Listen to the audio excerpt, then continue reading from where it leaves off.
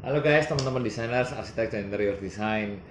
Balik lagi di channel Handpick by Hand. Kali ini channel Handpick by Hand di markas besarnya gudang rumput sintetis di Semarang yang pertama kali hadir di Semarang, yaitu Prime Grass.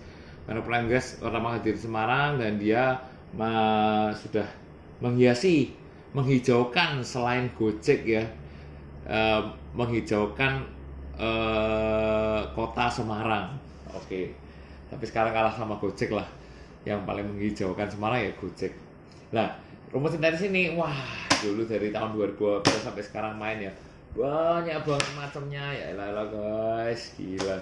Banyak banget, mau yang kayak gimana pun ada. Tapi ya Progress sendiri mendatangkan yang paling standar saja, paling standar yang bisa dipakai untuk rumah tinggal. Oke, biasanya rumput sintetis itu kok bermacam-macam sih harganya. Pesan rumput sintetis itu banyak juga guys, kayak kita mau pesen capjay sebenarnya. Jadi mulai dari ketebalan itu kayak misalnya yang paling gampang diukur itu sebenarnya bukan ketebalan dulu tapi tinggi. Jadi guys, tingginya si rumput sintetis itu kamu bisa ukur. Ini kayak misalnya gini ya. Diukur tingginya berapa? 3 cm, 2 cm, 4 cm, ya. Biasanya kalau semakin tinggi, dia akan semakin tidur kayak gini, tinggi tidur. Karena kan dia tinggi, anggapnya rambut semakin tinggi, tidur semakin pendek, dia bisa semakin cepat. Tapi kalau misalnya dia pendek tapi dia tipis, ya sama aja tidur. Misal nih tidur semua, padahal nih 3 cm nih, tapi ya tidur. Tapi karena apa ya? Karena tipis. Jadi memang bermacam-macam, kamu senang rambut jegrak atau rumput jegrak, apa menang rumput yang tidur. Nah, kayak gini. Ini tebal banget guys, ya. Tebal sampai dia bisa berdiri. Sama-sama 3 cm. Kalau yang ini lebih tipis, dia lebih tidur. Oke, setelah diukur tingginya, kita bisa ukur belakangnya. Jahitannya ini kalau semakin kecil-kecil, dia akan semakin tebal. Berarti kan dia setiap berapa senti sudah masuk lagi, setiap berapa senti masuk lagi, setiap berapa senti masuk lagi. Nah, biasanya ngukurnya tuh diukur guys. 10 jahitan, 10 cm dapat berapa jahitan. Nah, itu diukur. Kalau dalam 10 cm jahitannya banyak, ya biasanya dia pemakaian bahannya lebih banyak, tentunya harganya lebih ada. Terus pemakaian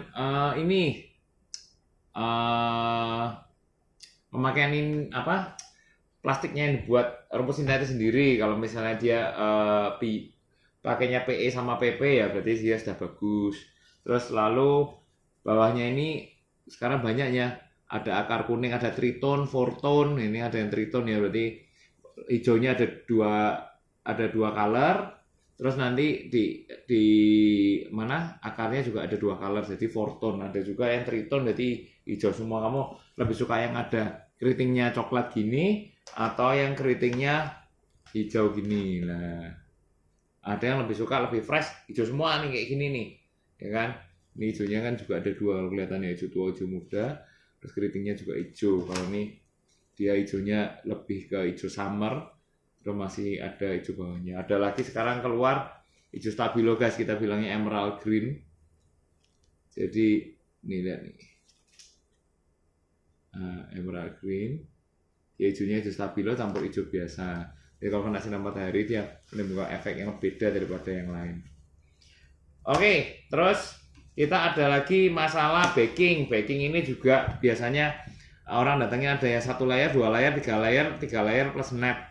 Kalau 1 layer biasanya ya backing itu kayak kulit kepala ya guys. Jadi kalau misalnya backingnya tipis, cuma 1 layer ya semakin gampang hilang. Tapi kalau misalnya backingnya 2 layer ya itu standar ya buat rumah tinggal, oke. Kalau 3 layer sampai plus net, belakangnya kayak ada jaring-jaring netnya nih, walaupun ditutup aspal yang nggak kelihatan, itu berarti dia kuat banget guys. Jadi dia bisa buat kayak lapangan olahraga gitu, yang larinya tuh bukan kaki telanjang tapi bisa pakai sepatu olahraga dan dia nyeret-nyeret. Nah, itu pakai backingnya 3 layer. Tapi kalau untuk rumah tinggal backing 2 layer aja cukup. Kalau backingnya selayer, ya kalau bisa buat dinding aja. Kalau enggak, sesuatu yang enggak ketarik-tarik. Kalau yang buat outdoor sudah kena kaki masih ketarik diinjek, ya jangan 1 layer. Gak bisa 1 layer lu ini kayak kain lu yang bisa bahkan buat kipasan aja nggak bisa, bener-bener kayak kain, dia bener-bener tipis itu biasanya lebih murah dan dia gampang dicampur karena kulit kepalanya berarti dia tidak tebal gitu ceritanya. Oke. Kalau lapangan futsal dia pasti pakai trilayer dan dia pasti pakainya yang panjang-panjang gini. Kadang-kadang ini apa lebih botak-botak ya nih ya. Jadi nanti diisi agregat ya, pasir dan karet ya biasanya ya untuk lapangan futsal. Tapi kalau buat rumah ya jarang lah. Kalau rumah pakainya ya segini ya. Terus gini. Terus juga lihat dari itu tabelnya rumput satu-satu ini kelihatan nggak sih kalau pakai handphone gini? Aduh. Ini tipis-tipis guys. Ada juga kalau futsal pasti tebel-tebel kayak gini guys. Per lembarnya, per helainya tebel-tebel.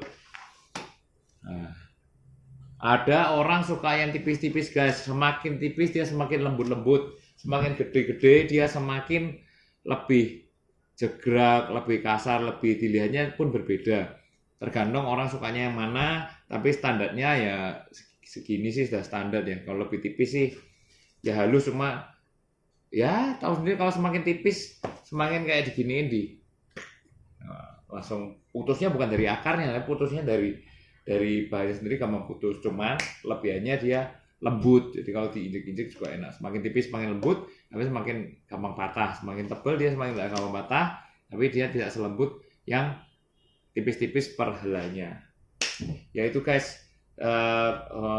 spesifikasi biasanya orang kalau cari rumput sintetis. Jadi kalau kamu suka rumput sintetis seberapa, ini aku bawa juga yang sampai bisa buat futsal bisa diwarna ya. Tapi waduh, mau warna apa aja. Ini namanya juga plastik diwarna guys. Tapi kalau dulu artificial grass kan keras-keras tuh, dia bentuknya gede-gede, keras-keras diinjek. Aduh, kalau sekarang dia sudah kayak zaman kita kecil ya, kita pakai buat kemucing itu, terus pakai sikat kawat. Tapi ini enggak guys, ini benar-benar dijahit satu-satu sehingga dia kuat, ditarik-tarik gini, dijambak-jambak oke ya, karena belakangnya lah yang penting jambak-jambak.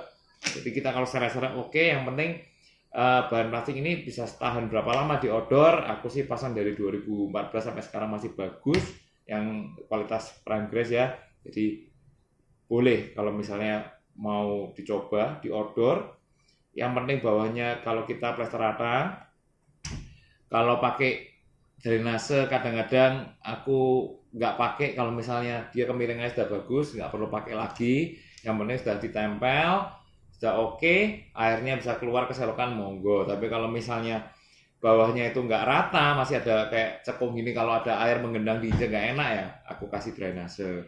Drainase fungsinya ya buat tambahan biar kalau kita injek nggak menggendang aja. Bahkan kalau misalnya ada orang ingin, wah aku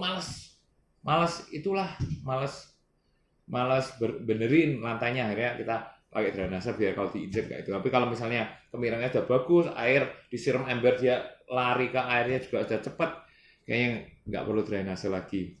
Penempelannya banyak banget di YouTube ya, tinggal pakai lem kuning tempelin. Kalau lantai 2 jangan pernah dipaku ya, kalau dipaku nanti takutnya ledaknya bocor, jadi pakai lem aja sudah cukup. Lem pun ada banyak macam, semakin mahal lemnya pasti dia semakin rekas, semakin murah lemnya dia akan semakin gampang lepas. Selepas-lepasnya pun dia tidak akan rusak, jadi masih bisa ditempel lagi. Oke guys, semoga membantu tentang rumput sintetis ini. Jadi kalau ada yang ingin menghijaukan tanpa harus repot-repot, langsung gelar rumput sintetisnya pasang. And this exclusively handpicked by him. Bye guys.